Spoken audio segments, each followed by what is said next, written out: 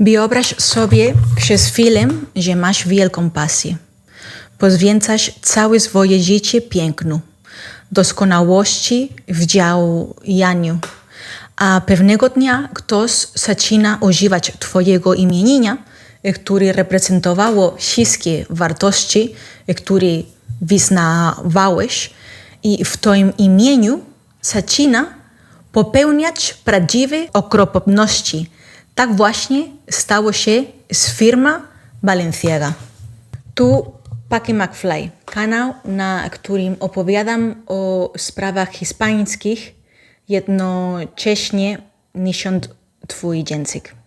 Bardzo mi przykro, ale próbuję się go nauczyć. Tak, dzisiaj przyjdę porozmawiać o Balenciadze. Cristóbal Balenciaga był jednym z największych artystów, jakich Hiszpania dała światu. Wyjątkowy projektant haute couture, który był również świadkiem wydarzeń XX wieku, który na zawsze zmienił Europę, a wraz z nią modę. Moda jest uważana za 8. sztukę, obok malarstwa, rzeźby i architektury, ale w ruchu. Cristóbal Balenciaga Eizaguirre urodził się 1 stycznia 1895 roku w Getarii, małej wiosce rybackiej w kraju Basków na północy Hiszpanii. Cristóbal był synem rybaka José Balenciagi i krawcowej Martini Eizaguirre. Ojciec José zmarł, gdy Cristóbal był jeszcze dzieckiem, i od tego momentu Martina zajmowała się wychowaniem trójki dzieci dzięki swojej pracy jako krawcowa. Należy również wyjaśnić, że w tamtych czasach szlachta i zamożniejsi ludzie spędzali całe 3 miesiące na wakacjach i zazwyczaj wędzali na północ Hiszpanii, a zwłaszcza do San Sebastián, który był i jest bardzo eleganckim miastem, północnym zaledwie 25 km od Getarii. Do małej wioski rybackiej przyjeżdżali również slaczcy. W śniegłości każdego lata przyjeżdżała Marquisa de Casatorres, kobieta, która, jak opowiem, odegrała kluczową rolę w życiu Cristóbala. Matka Cristóbala była bardzo dobrą krawcówką, więc kiedy szlachcianki przyjeżdżały na wakacje, Martina była odpowiedzialna za poprawki, których potrzebowały podczas lata. W ten sposób Cristóbal poznał Marquisę de Casatorres i zafascynował się eleganckimi i luksusowymi ubraniami, które nosiła szlachcianka. Cristóbal w jednym z nielicznych wywiadów, który udzielił w ciągu swojego życia, ponieważ był bardzo powściągliwy, opowiadał słynną anegdotę o tym, jak pewnego lata zebrał się na odwagę i powiedział Marquisie, że mógłby skopiować jedną z jej sukienek. Marquisa, rozbawiona pomysłem chłopca, przyjęła wyzwanie, zostawiła mu jedną z swoich sukienek. Cristóbal wykonał jej dokładną kopię i kiedy skończył, przekazała ją Marquisie, która była zafascynowana mistrzostwem chłopca i dowód uczenia dla jego niesamowitej pracy założyła sukinę, która wykonała w następną niedzielę, aby pójść na mszę. Od tego momentu markiza polubiła tego wyjątkowego chłopca i postanowiła mu pomóc. Wiedząc, że jego marzeniem jest zostać krawcem, postanowiła opłacić mu szkolenie na najwyższym poziomie. Markiza stała się więc jego mecenaską, a później również córka markizy, Blanca Carrillo de Albornoz y Helio, kontynuowała patronat nad Valenciagą. Dzięki temu Cristóbal mógł kształcić się jako krawiec w Bordeaux we Francji. W 1914 roku wybuchła I wojna światowa, która miała wpływ w gospodarkę europejską. Hiszpania nie brała jednak udziału w tej wojnie, więc w kraju tym nadal płynęły pieniądze, nie brakowało produktów, a część europejskiej szlachty wiedziała, że może udać się do San Sebastián, aby prowadzić życie podobne do tego, jakie prowadziła w swoich krajach pochodzenia, zajmować się biznesem i tak podobnie. W 1917 roku młody Cristóbal postanowił rozpocząć swoją pierwszą działalność gospodarczą. Otworzył warsztat krawiecki w San Sebastián, gdzie obsługiwał głównie hiszpańskich klientów, a dzięki kontaktom, które zapewniła mu przyjazd z markizy, miał bezpośredni dostęp do całego dworu hiszpańskiej korony, który cieszył się doskonałą pracą Cristóbala Valenciagi. W tym czasie Cristóbal oprócz szycia własnych strojów od czasu do czasu sprowadzał suknie z Paryża, aby je sprzedawać, ale zawsze najpierw całkowicie je rozbierał, aby ponownie je szyć i w ten sposób dowiedzieć się, jak dokładnie zostały stworzone te paryskie suknie. Uważam, że to jest jedna z cech charakterystycznych geniuszu Valenciagi. Jego ogromna żądza wiedzy i nieustanna ciekawość. Biznes Valenciaga prosperował do tego stopnia, że mógł otworzyć kolejny sklep w Barcelonie, a nieco później kolejny w Madrycie. Do tych trzech sklepów przybywały klienty z całej Hiszpanii, aby zapoznać się z nowymi kolekcjami, zamówić suknie i poddać się pomiarom. W tym miejscu należy wyjaśnić, jak wyglądała moda w tamtych czasach. Aż do późnych lat 60.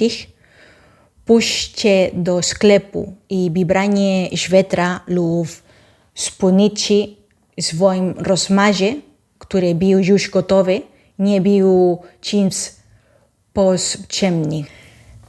I zwykle w każdej miejscowości lub miejscu było jednego lub kilku krawców lub modistek, którzy szyli to, czego akurat potrzebowałaś. Pobierano wymiary i szyto ubrania zgodnie z życzeniem klienta. Wiemy, że w tamtej Hiszpanii Valenciaga nie narzekał na brak pracy. Ponadto to właśnie w latach 20., kiedy do San Sebastián przybyła wielu Europejczyków, Cristóbal Valenciaga poznaje młodego władcę Jaworowskiego da Tainville, polsko-francuskiego arystokratem, syna polskiego imigranta i Paryżanki, radosnego, pewnego siebie, atrakcyjnego, bardzo kreatywnego, bardzo kulturalnego i bardzo wrażliwego na piękno, który przychodzi do warsztatu Balenciagi, ponieważ chce z nim pracować. Oczywiście Władco natychmiast przyciąga uwagę Cristobala, ale to matka Balenciagi przekonała Cristobala do zatrudnienia tego młodego człowieka, dostrzegającą w nim naturalny talent do rozumienia i tworzenia dodatków, które najlepiej pasowały do każdego stroju, a konkretnie do kapeluszy. Tak więc zaczęły razem pracować. Władco zajmował się projektowaniem kapeluszy pasujących do każdej sukienki i prawdę mówiąc, od tego momentu aż do końca życia Władco stali się nierozłączni, a młody Polak był dla Cristobala ogromnym źródłem inspiracji, wielkim wsparciem, a ponadto osobą, która zachęciła go do podejmowania nowych życia, przyjmowania nowych wyzwań, ponieważ nic tak nie motywuje nas do przekraczania własnych granic jak miłość. Od tego momentu praktycznie każdy strój Balenciagi był uzupełniony spektakularnym kapeluszem. Życie toczyło się dalej aż do 1931 roku, kiedy to w Hiszpanii ogłoszono drugą republikę, a król Bourbon Alfonso XIII wraz z całą rodziną i dworem musiał uciekać z Hiszpanii i udać się na bieganie do różnych części Europy. Wtedy Balenciaga rozumiał, że jego życie i praca wkrótce ulegną zmianie, ponieważ choć prawdą jest, że zawsze znajdą się ludzie, którzy będą chcieli dobrze się ubierać, niezależnie od tego, czy będzie to monarchia czy republika, to jednak prawdą jest również, że znaczna część jego najwierniejszych klientów nie będzie mogła nadal kupować od niego bezpośrednio. Cristobal wytrzymuje jeszcze 6 lat w niespokojnej Hiszpanii, gdzie na ulicach panuje coraz więcej przemoc i prawdziwy terror. I oczywiście słychać dzwony wojny. W 1937 roku Balenciaga zbiera się na odwagę i wyjeżdża do Międzynarodowego Centrum Luksusu i Mody Paryża. Balenciaga jedzie do Paryża, aby spróbować szczęścia w swoim biznesie. Tymczasowo zamyka swoje 3 sklepy w Hiszpanii, aby skoncentrować się na nowej paryskiej pracowni, otwierać swoją słynną maison przy Avenue Georges V, dzięki przede wszystkim inwestycji swojego przyjaciela Nicolasa Vizcarrondo, a także dzięki pewnej inwestycji Władco, który był już jego wspólnikiem. Z wielkim wysiłkiem udaje im się ożenić w Paryżu. W poprzednich latach Balenciaga nawiązał już kilka kontaktów w Paryżu i szybko zdobyła sobie miejsce na paryskiej scenie modowej, ale przede wszystkim dzięki pomocy Władco, który znał wiele osób ze świata paryskiej mody. mody. W Paryżu Balenciaga miał okazję i zaszczyt poznać wielka Madeleine Vionnet, krawcową, o której dziś praktycznie nikt spoza świata mody nie słyszał, ale która była kluczową postacią w historii mody i bez której wiele ubrań, które nosisz, nie istniałoby. Vionnet była twórczynią nie mniej niż kroju po skosie, który sprawia, że tkaniny mają większą ruchomość. Podobnie jak Balenciaga była niestruconą badaczką tkanin, projektowania i mody z całego świata. Ale oczywiście Vionnet była znacznie starsza od Balenciagi i dlatego w 1937 roku wiedziała wiele rzeczy, których Cristóbal jeszcze nie wiedział. Było to jednak idealne rozwiązanie, ponieważ Vionnet wyjaśniła wszystko Balenciadze, który chętnie się uczył. Dzięki Vionnet Balenciaga poznał między innymi japońskie wzory i techniki szycia, które były mu dotąd nieznane. W Paryżu poznał również słynną Coco Chanel, która stała się jego przyjaciółką, wrogiem i zawodową rywalką. Balenciaga zaczyna projektować nowe kolekcje właśnie tam w Paryżu i odnosi spory sukces wśród swojej publiczności. Jednak, prawdę mówiąc, czegoś brakowało. Podczas przyjęcia krytyk mody i redaktorka Harper's Bazaar, a później Vogue, Diane Vreeland, podchodzi do Balenciagi i pyta: mistrzu, jak opisałby pan swój styl? Balenciaga z natury nieśmiały i powściągliwy jest zaskoczony pytaniem i odpowiada coś w stylu: mój styl? Czy mam jakiś? Elegancja i klasa.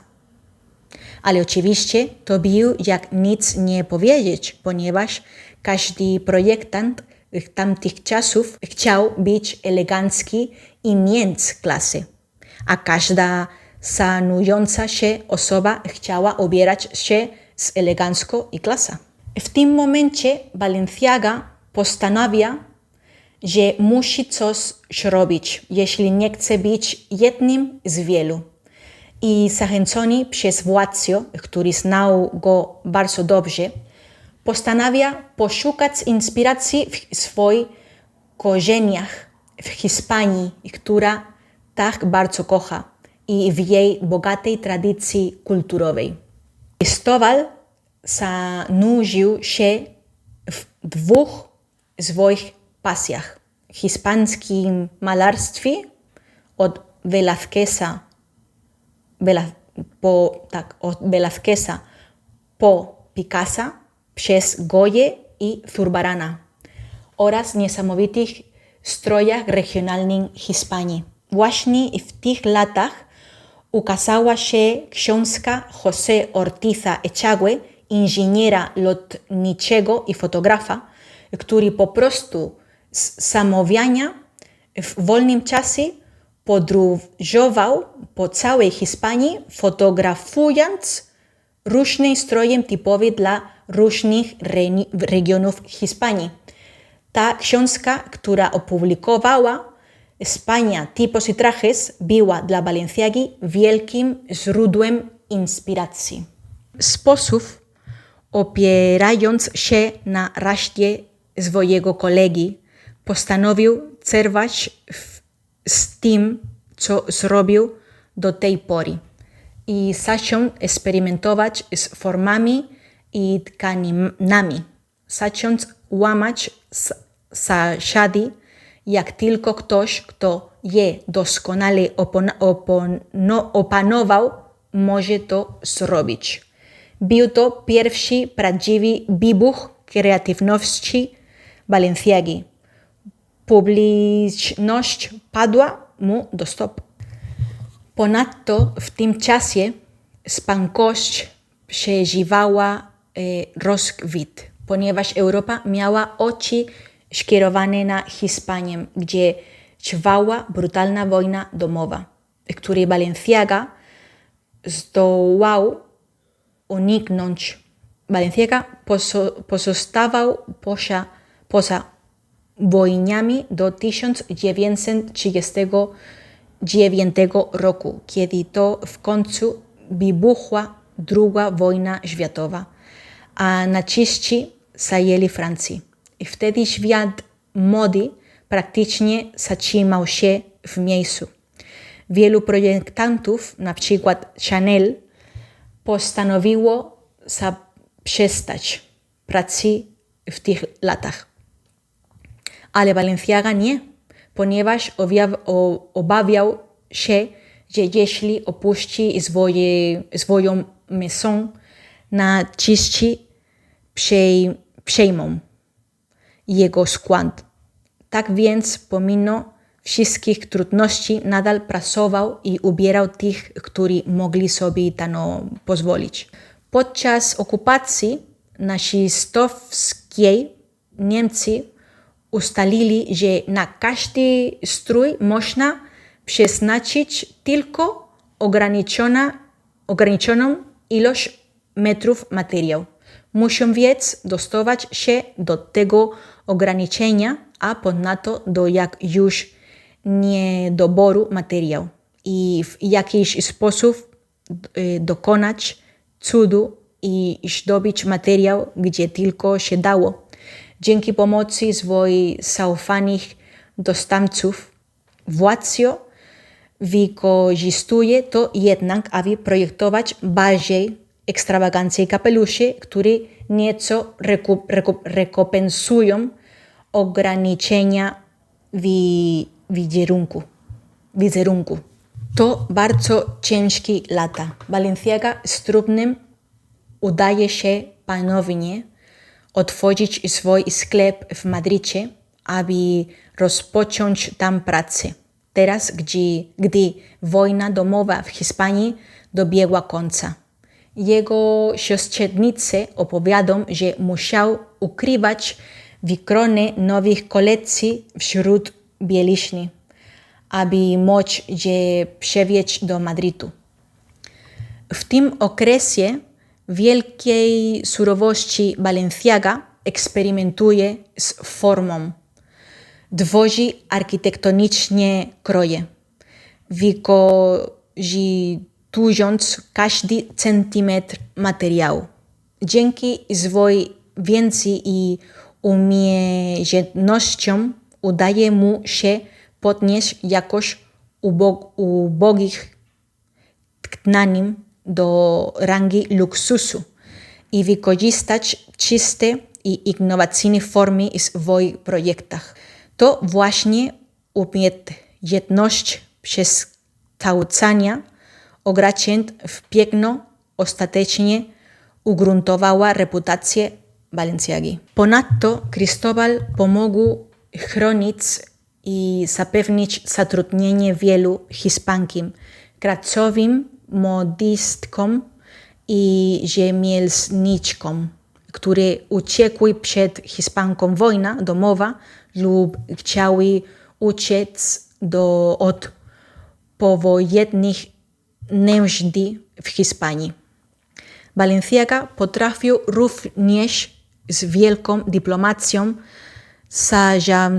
zarządzać sytuację z nazistowskim reżimem, z którym nigdy nie współpracował ideologicznie, ale z którym musiał się dogadać, aby móc kontynuować pracę. Jego najważniejsi klienci nadal przyjeżdżały do Paryża, aby kupować jego ubrania. Po wyzwoleniu Francji i oficjalnym zakończeniu wojny w 1945 roku Paryż uzyskał pozycję światowego centrum haute couture. Spośród wszystkich projektantów Balenciaga stał się najbardziej szanowanym pod względem technicznym. Był już niemal postacią mistyczną. W tym momencie rozpoczyna się jego złoty wiek, trwający mniej więcej od 1947 do 1963 roku. Okres ten jest najbardziej ceniony i badany w całej jego twórczości. W 1947 roku młody Christian Dior debiutuje w świecie mody z wielkim sukcesem. Po pierwsze, dlatego, że miał ogromną wiedzę i wielki talent, a po drugie, dlatego, że Dior rozpoczyna działalność dzięki finansowaniu multimilionera z branży tekstylem, który inwestuje duże pieniądze w reklamę i marketing. Dior wprowadza na rynek The New Look, który ponownie podkreśla kobiece kształty, wykorzystując wiele metrów materiału, teraz, gdy wojna się skończyła i można było sobie na to pozwolić. Balenciaga odpowiada kolekcji, która jest powolną, głęboką i koncepcyjną rewolucją. I to właśnie w tym powojennym kontekście Balenciaga wymyśliła nowoczesny język mody. Teraz, gdy prowadzają bogate tkaniny, jedwabie, tafty, koronki, gazy, warsztaty znów są pełne bogatych surowców i kwalifikowanych rąk, Balenciaga wykorzystuje to nie po to, aby powrócić do klasycznego luksusu, ale aby osiągnąć czystość, objętość, strukturę, używać jak najmniejszej liczby żywów i opanować materiały, wykorzystując je do granic możliwości. W rzeczywistości Dior powiedział, Balenciaga robi z tkaninami co chce, reszta z nas robi co może. A Chanel zawsze powtarzała, że Balenciaga jest jednym z nas, który jest prawdziwym couturier, prawdziwym krawcem. Po wojnie Balenciaga ponownie sięga po inspiracje hiszpańskie. Goya, Velázquez, Zurbarán, tradycyjne stroje, mantyle, sylwetka, suknie z trenem, surowa religijności hiszpańskiej sztuki. Tworzy to unikalną estetykę paryskiej haute couture, hiszpańskim modernizm. Staje się ulubionym projektantem najpotężniejszych kobiet i oczywiście nowej arystokracji, gwiazdy Hollywood. W tym Grace Kelly i Ava Gardner są jednymi z jego najważniejszych klientek. W tym miejscu muszę również dodać, że Balenciaga, który był tak skrupulatny w swojej pracy, miał spersonalizowane manekiny dla każdej ze swoich głównych klientek. Wiedział bowiem, że aby stworzyć suknię taką, jakiej pragnął, muszą wykorzystać materiał w taki sposób, ale dopasował się i ukrył to, co każda kobieta chciała ukryć. Dochodzimy do 1948 roku, kiedy to życie Cristóbala Balenciaga zostaje wstrząśnięte niespodziewaną śmiercią jego ukochanego partnera i wspólnika Władysława. W wieku zaledwie 49 lat Władysław cierpi na nagłym zapalenie oczewnej, którego lekarze nie byli w stanie opanować. Po jego śmierci Cristóbal pogrąża się w głębokiej depresji. Nie widzi sensu kontynuowania kariery bez władzy i chce zamknąć swój dom mody. Poważnie rozważa wstąpienie do klasztoru. Jedną z osób, które dodawały mu otuchy i serce prosiły, aby kontynuował swoją twórczość, był jego największy rywal w świecie mody, Christian Dior, który podobno powiedział mu, że powinien kontynuować swoją działalność, ponieważ bez Balenciagi pozostali projektanci nie byliby tym, kim są. Balenciaga zdołał zebrać siły i wypuścił kolejną kolekcję, oczywiście utrzymaną z uroczystej czerni. Paradoksalnie dzięki jego projektom czarna odzież stała się stałym elementem eleganckich salonów. Mijają lata. Cristóbal Balenciaga nadal poszukuje nowych rozwiązań i jego projekty stają się coraz bardziej architektoniczne, a nawet metafizyczne, tworzy nowe fasony. Krótko mówiąc, jest po prostu mistrzem. Do początku lat 60. i moda ewoluuje w kierunku industrializacji. Pojawia się prêt-à-porter, który ostatecznie zdominuje rynek i który nosimy do dziś. Ubrania produkowane przemysłowo w różnych rozmiarach, które nie są już dostosowane do budowy ciała każdej kobiety.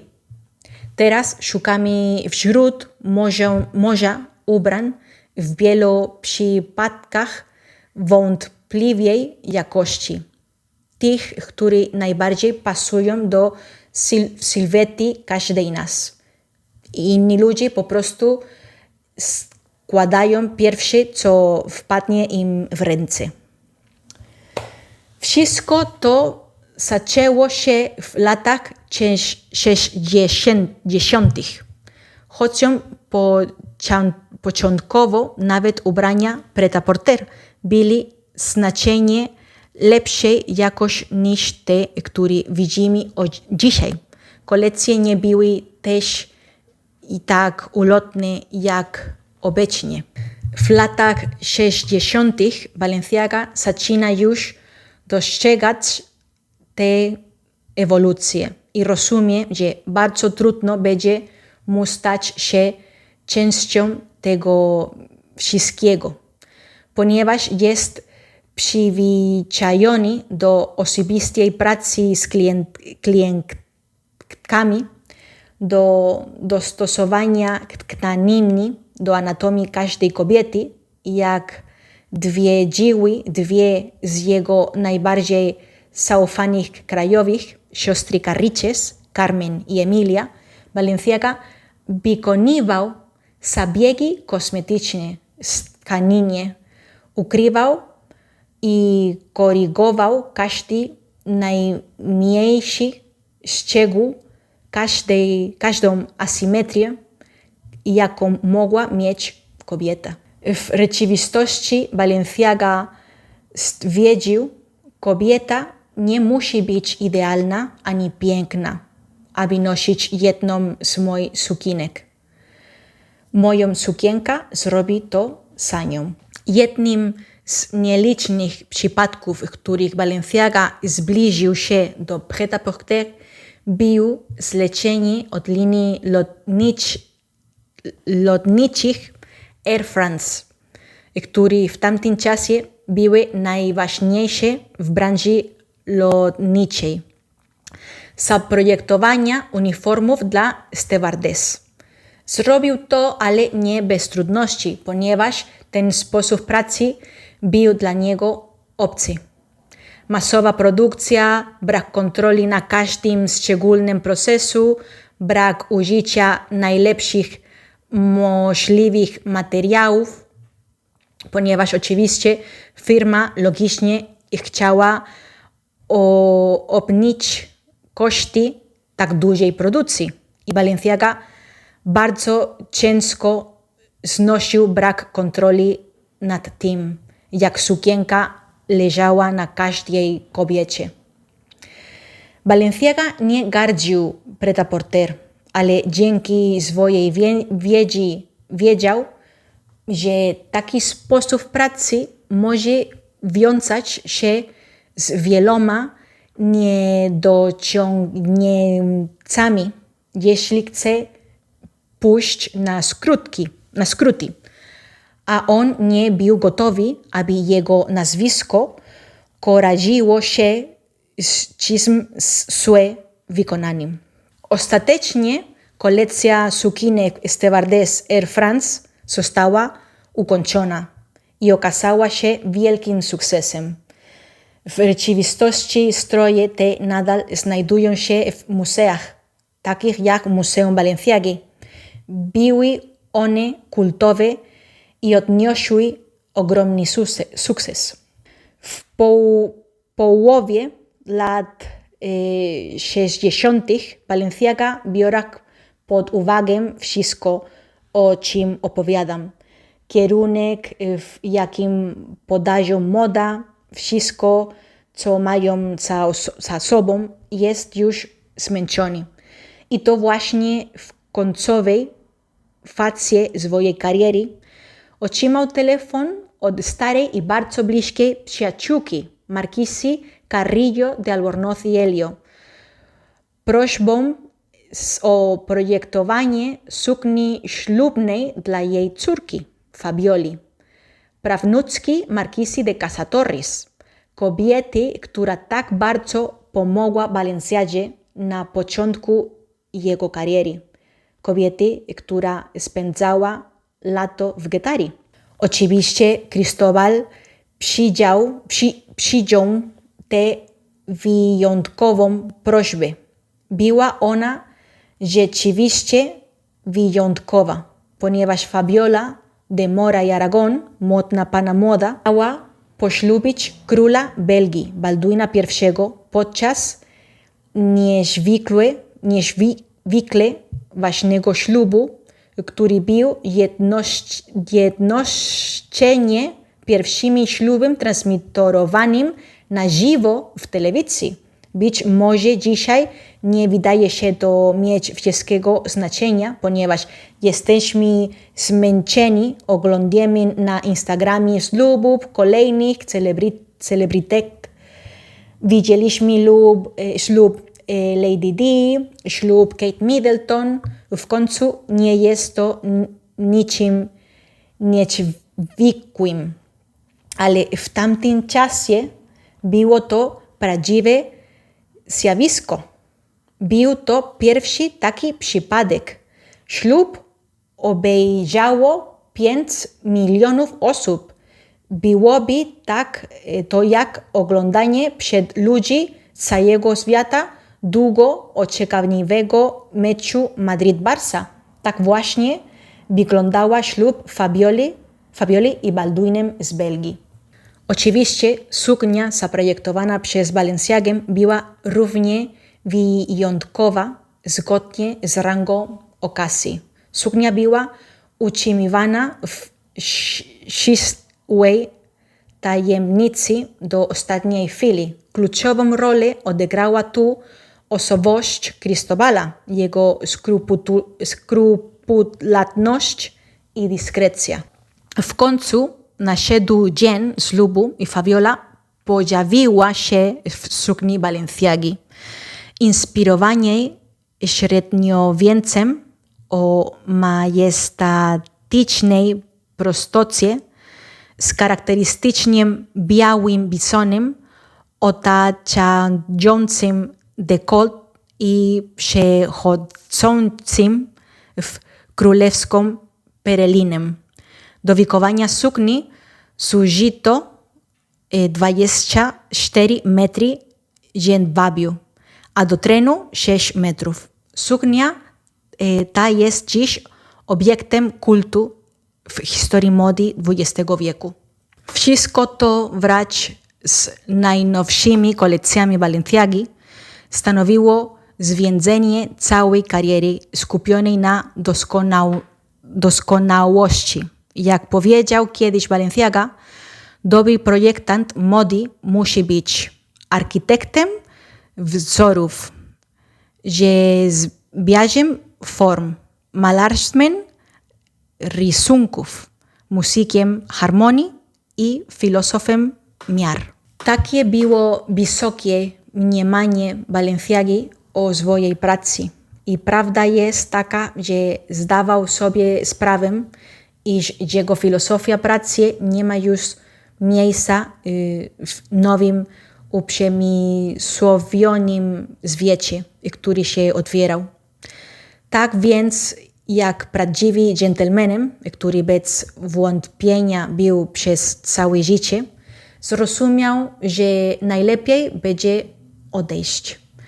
W 1968 roku zamknął swój warsztat. Było to prawdziwym szokiem dla świata mody, a konkretnie dla Paryża. Rząd francuski złożył Balenciagie hołd za jego długą i wyjątkową karierę, ale po prostu za to, że był Balenciaga w Paryżu. I tutaj pozwolę sobie na małą dygresję, ponieważ widzą te rzeczy i wiedzą o nich, denerwuję się. Bo to wstyd, że Hiszpania z tak bogatą i imponującą historią, z takimi nieodziownymi postaciami nie potrafi docenić tego, co ma. Opowiadam o tym tutaj po polsku, ponieważ mam wrażenie, że w Hiszpanii ludzi obchodzi to wszystko niewiele, a mam nadzieję, że Polacy z waszą większą wrażliwością i waszym twardym charakterem, ale jednocześnie z umiejętnością doceniania wysiłków innych ludzi, być może w Polsce jest więcej osób, które interesują się tymi sprawami. Nie chcę być niesprawiedliwa. W Hiszpanii są również ludzie, którzy to doceniają. Ja sama jestem Hiszpanką. Istnieje Muzeum Balenciagi, ale wszystko to pozostaje bardzo niezauważone. Dla większości Hiszpanów ta historia jest całkowicie nieznana. Kontynuuję, ponieważ zamknięcie domu mody Balenciaga nie oznaczało końca wkładu Balenciagi w modę. Balenciaga był także uniwersytetem. Proszę mnie dobrze rozumiem, to tylko sposób mówienia. Był mistrzem dla wszystkich, których z autentyczną ciekawością zbliżali się do niego, chcąc uczyć się mody, krawiectwa, konstrukcji form. W ten sposób Hubert de Givenchy, bezpośredni uczeń Balenciagi, nauczył się wszystkiego, co wiedział. Balenciaga wysłał nawet dwie ze swoich najlepszych pracownic, siostry Carriches, aby pomogły Givenchy mu w jego nowo otwartym atelier. Uczył się u niego także Emanuel Ungaro, który pracował w jego pracowni i stworzył własną markę, dziś już nieistniejący. André Courrèges, Paco Rabaneda, znani jako Paco Rabanne, oraz Wenezuelczyk Oscar de la Renta również uczyli się i pracowali w kręgu Balenciagi, zanim wjechali do Paryża. Choć wszyscy oni uczyli się u Balenciagi, nie oznacza to, że byli jego technicznymi następcami, widząc w ich pracy precyzję i rygor, ale każdy artysta idzie własną drogą. Istnieją jednak projektanci, którzy nie będą jego uczniami, są bardziej czystymi technicznymi spadkobiercami jego stylu. Azzedine Alaïa, Hussein Chalayan. Dzięki Bogu są to ludzie, którzy nadal tworzą w duchu, który przypomina to, co robił Balenciaga. W 1972 roku, podczas odpoczynku w Alicante, w Hiszpanii, w wieku 77 lat, Balenciaga doznał zawału serca, który zakończył jego życie. Został pochowany w Guettari, swojej rodzinnej miejscowości. Dobrze, przejdźmy teraz do drażliwego tematu, który w pewnym sensie wywołuje we mnie złość i sprawia, że czuję potrzebne, aby bronić tutaj postaci Balenciaga. Zobaczymy, co stało się z marką Balenciaga, ponieważ dla nikogo, kto mnie słucha, nie będzie trudno zrozumieć, że marka Balenciaga nadal istnieje. Czy Balenciaga nie powiedział, że nie chce, aby jego nazwisko kojarzyło się z rzeczami złe wykonanymi, z pracami, których nie mogą osobiście nadzorować? Takie było życzenie Balenciagi, aby jego marka umarła wraz z nim. Ale tu pojawia się problem, ponieważ Cristóbal Balenciaga zmarł bez bezpośrednich spadkobierców i nie pozostawił testamentu dotyczącego marki. Więc kiedy Cristóbal Balenciaga zmarł, dziedzictwo jego firmy zostało rozdzielone między siostrzeńce, bratanków, bliskich współpracowników i w praktyce wszystkich administratorów handlowych Maison, kiedy zamknął ją. Jak już wspomniałem, Cristóbal zamknął swoją firmę dobrowolnie, aby nie stał się ona świętą marka Prêt-à-porter. Sam powiedział, że woli zamknąć firmę niż patrzeć, jak jego nazwisko staje się banalne. Była to jego ostatnia wola estetyczna. Problem polega jednak na tym, że nie pozostawił on jasnego mechanizmu prawnego, który zapobiegłby perwersji, do której ostatecznie doszło. Ale ja stawiam się w sytuacji Balenciagi i nawet najgorszym koszmarze nie mógł przewidzieć tego, co ostatecznie się wydarzyło. I proszę uwagę. Pod koniec lat 80. duże koncerny modowe, ponieważ moda nie była już tworzona w warsztatach, ale jak wszystko inne, została zindustrializowana i powstały duże konglomeraty modowe. zaczęły kupować nazwy marek, które były niegdyś wielkimi standardami mody i właśnie wtedy, pod koniec lat 80. rodzina Balenciaga całkowicie wycofała się z branży, a marka Balenciaga była w zasadzie zarejestrowana nazwa bez działalności, bez produkcji, bez nadzoru ze strony rodziny i bez ochrony. I wtedy właśnie sępi i luksusowej grupy Gucci Group, obecnie Kering, kupił markę Balenciaga. Cóż, początkowo w 1997 roku zatrudnili Nicolasa Ghesquière, a któremu powiedzieli kierownictwo kreatywne nad ponownie otwartą marką Balenciaga. W tym przypadku można powiedzieć, że tak, mniej więcej próbując odzyskać technicznego ducha Balenciagi.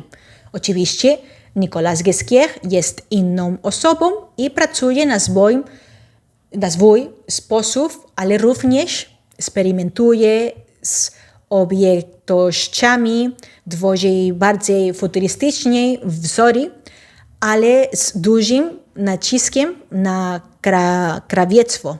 Dramat, absolutna potworność nadeszły w 2015 roku, kiedy Kering zatrudnił do kierowania działem kreatywnym niesławnego Demnem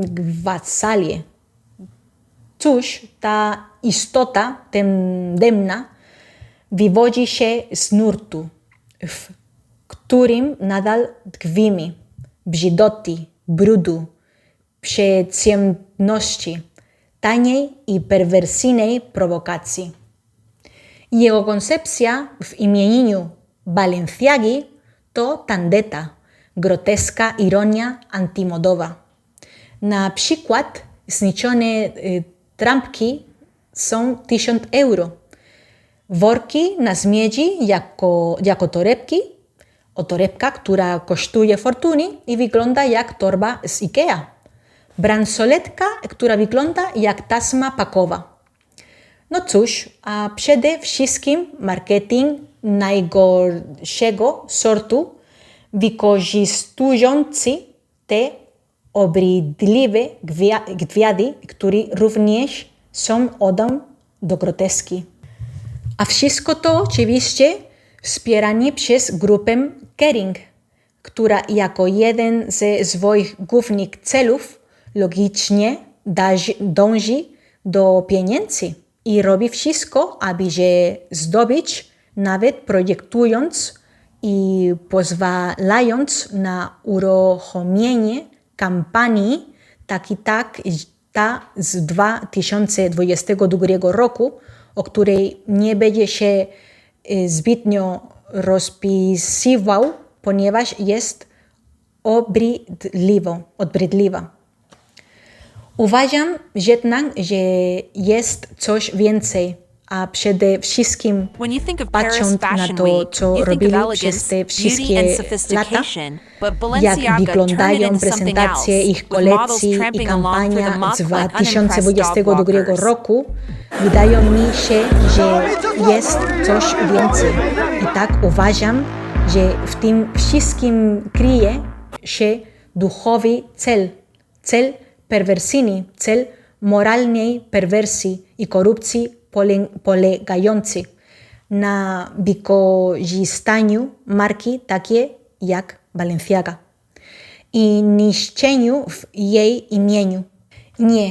Nie tworzeniu, niszczeniu i powodowaniu zniliczny. Smutne jest to, że wykorzystują oni niemal zombifikowany stan umysłu, w którym znajduje się wiele osób, ludzi, którzy dają się ponieść wszelkiego rodzaju niemoralności. No cóż, niestety na świecie jest obecnie wiele osób, które żyją w wielkiej biedzie umysłowej i duchowej i poświęcają swoje życie wielbieniu tak pustych rzeczy jak celebryci czy pieniądze. Aby okazać swoje uwielbienie dla tych idoli, muszą wydawać pieniądze na prawdziwe bzdury, nawet jeśli są to bzdury tej klasy. Oddając hołd swojemu Bogu, pieniądzom, próbują zaimponować komuś, udając, że są bogaci. W rzeczywistości są tak biedni, że jedyne co mają to pieniądze, a w większości przypadków nawet tego nie mają. Chcą tylko udawać. I dlatego, kiedy czasami spotykam jednego z tych prostaków, którzy noszą okropną koszulkę z ogromnym napisem Balenciaga na piersi, czuję coś pomiędzy żalem a obrzydzeniem. A tym osobom, które wydają pieniądze na takie rzeczy, ponieważ mają potrzebę pokazania i kupują markowe rzeczy. A jakie marki kupujesz? Poprosiłbym, żeby nie były takie tandetne. I jeśli mają tak ogromną potrzebę kupowania czegoś, aby ludzie myśleli, że mają dużo pieniędzy, proponuję im kilka pomysłów, ok? Na przykład złoty łańcuch na szyi. To prawda? Myślę, że dzięki temu ludzie zdają sobie sprawę, że masz dużo pieniędzy, nosisz je na szyi. Albo nawet jakiś rodzaj koszulki z elektronicznym urządzeniem, na którym widać stan konta bankowego i który aktualizuje się co chwilę. A jeśli to możliwe, lepiej wydaj pieniądze na dobrego psychologa, który pomoże ci przezwyciężyć kompleksy lub w najlepszym przypadku módl się. Ale w końcu chcę powiedzieć, jeśli nie jest to jasne, że te bzdury, które się dziś sprzedają, to nie jest Balenciaga. Bardzo mi przykro. To gówno. Jeśli ktoś chce poznać autentyczne dzieła Balenciagi, polecam wizytę w Muzeum Balenciagi w mieście Getaria, w którym ja nigdy nie byłam i mam nadzieję, że wkrótce się tam wybiorę. Distintas disciplinas podían ser muy complementarias y creo también que al ser todas de un mismo entorno conocían muy bien la problemática de las empresas. Niezależnie od tego, czy podobają ci się projekty Balenciagi, czy nie, być może ich nie rozumieć lub nie potrafić ich docenić, z wiadomość, że ktoś stworzył je z tak wielką miłością i starannością, uważam, że to jest piękno, to jest miłość. Cóż, na szczęście chciałabym również wyrazić uznanie dla wszystkich osób, które dbały o jego dziedzictwo i pamięć o nim, które nadal pracują, aby imię Balenciaga nie zostało zapomniane, ponieważ jest ono wieczne i tak powinno być.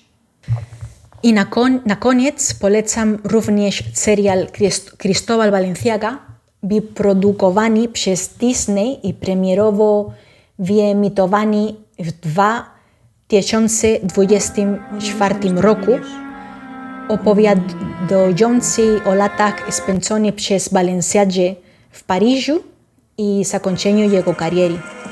Serial jest całkiem niezły. Aktorzy grają dobrze, widać relację wsparcia i zaufania, jaka łączyła Balenciagę z jego partnerem, Fazio, ale przede wszystkim można zobaczyć niektóre z jego najsłynniejszych projektów, który projektanci kostiumów do serialu zdołali odwodzić z wielką wiernością, wykonując wspaniałą pracę. I po raz kolejny domagam się tutaj piękna, umiejętności, miłości, ponieważ wiem, że wkrótce nastąpi renesans wszystkiego, co dobre. Widzimy z środku tych czasów brzydoty i brudu. I w końcu mówiąc, że chciałem podzielić się moim skromnym wspomnieniem o wielkim mistrzu Cristóbal Balenciaga, który nie był tym, kim był, gdyby nie jego polski partner, Władysław Jaworowski. Dziękuję.